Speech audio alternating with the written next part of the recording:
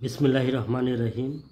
এমন একটি জিনিস রয়েছে যে জিনিসটা সেবন করাইলে স্ত্রীলোক মিলনের জন্য অধীর হয়ে ওঠে এবং অতিশয় পুলক লাভ করে থাকে মিলনের সময়।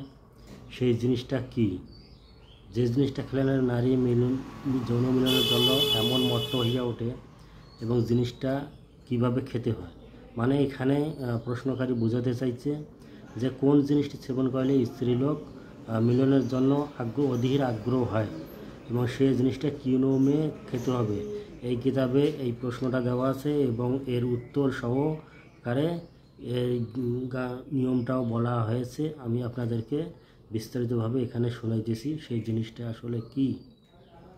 স্ত্রীলোক যে জিনিসটি খাইলে মিলনের জন্য অধীর কামাতুর হইয়া পড়ে তা হইল টাটি সুপারি।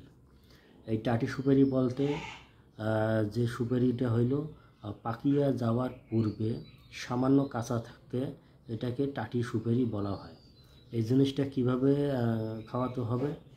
টাটি সুপারিটি সামান্য মধু সহযোগে স্ত্রীলোককে সঙ্গমের আধা ঘন্টা বা 1 ঘন্টা পূর্বে খাওয়াইলে সে এমন কামাতুর হয়ে ওঠে এবং সঙ্গমে অত্যাধিক পুলকিত হয়, মানে আনন্দিত হয়।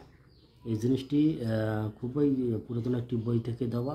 অবশ্যই জিনিসটি ভালো লাগলে অবশ্যই লাইক দিয়ে উৎসাহিত করবেন এবং চ্যানেলটি সাবস্ক্রাইব করে পাশে থাকবেন। ধন্যবাদ সকলকে।